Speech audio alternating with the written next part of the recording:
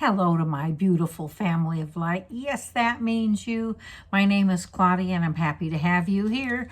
This is in my 40s is when I really began to be introduced to mysticism. And as through my late 20s in through my 30s, I was experiencing, or you could say, putting my toe in or a finger in and dabbling with foreign terms and things that I really hadn't known anything about before. But as I began to tap on, just touch on things a little bit, and so I was a little uncomfortable at some of the language and at some of the thoughts and notions.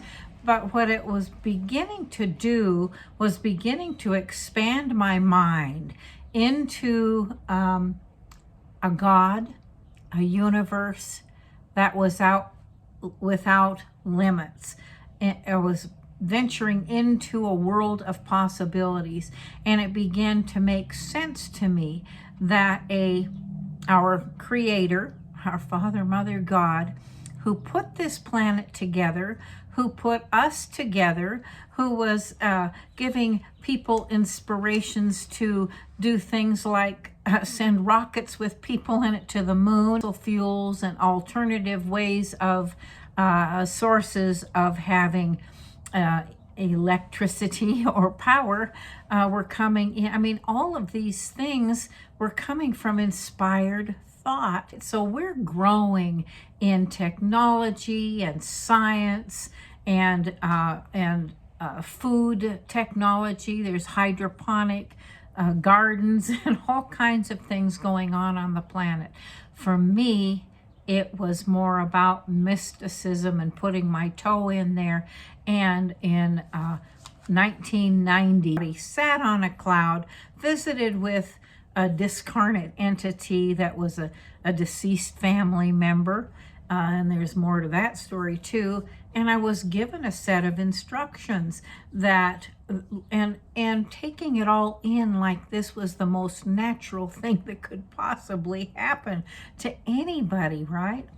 When I came back into my body and I had this set of instructions, not in my hand, but inside of me, of what to do. I was told where I would be moving to and what were the things what the things were. It's kind of like a checkoff sheet you needed to take care of before that could happen, and that it would happen within that year. So here it is, January.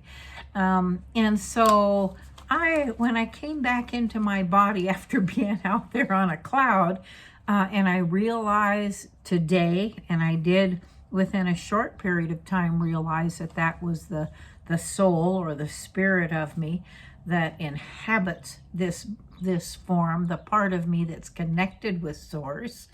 At the time, which is the first out of body experience I'd ever had, I was just sort of you're not the same person. You have this physical body, it's heavy, it's dense, I think about myself and how dense I could be, and I think about how profound words can be to describe a couple of things.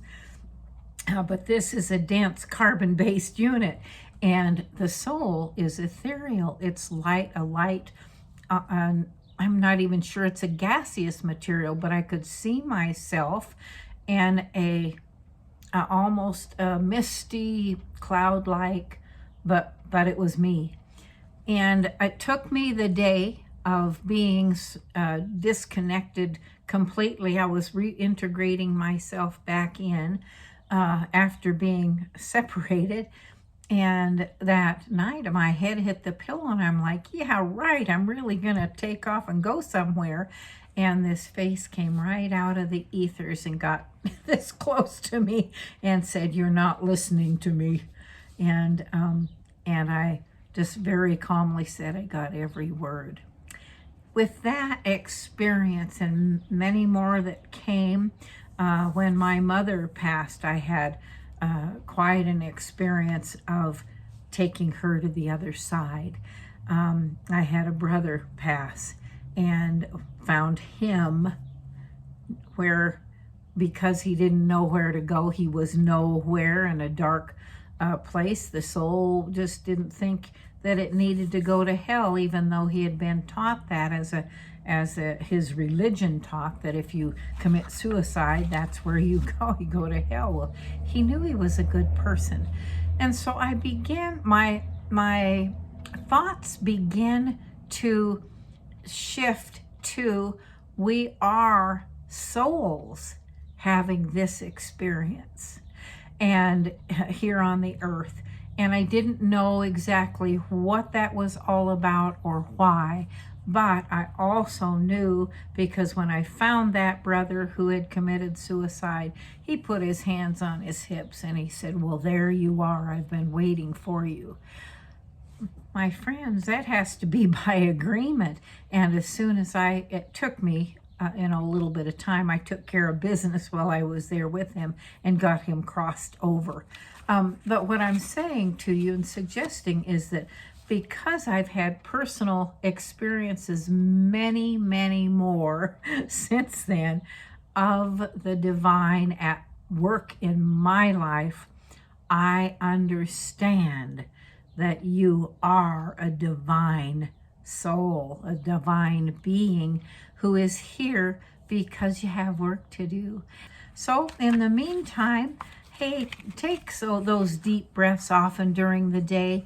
Thank your guides and guardians who are always there with you for their encouragement, their inspiration, their wisdom. They're steering you to all good possibilities in your life that are in your highest good, and to helping you to understand more about what it means to be way more than you think you are, and that you want an expanded version of that. So thank you so much for joining me. Like, subscribe, and share. Those are the things that help me and this channel out. And until I see you at the next video, always be curious.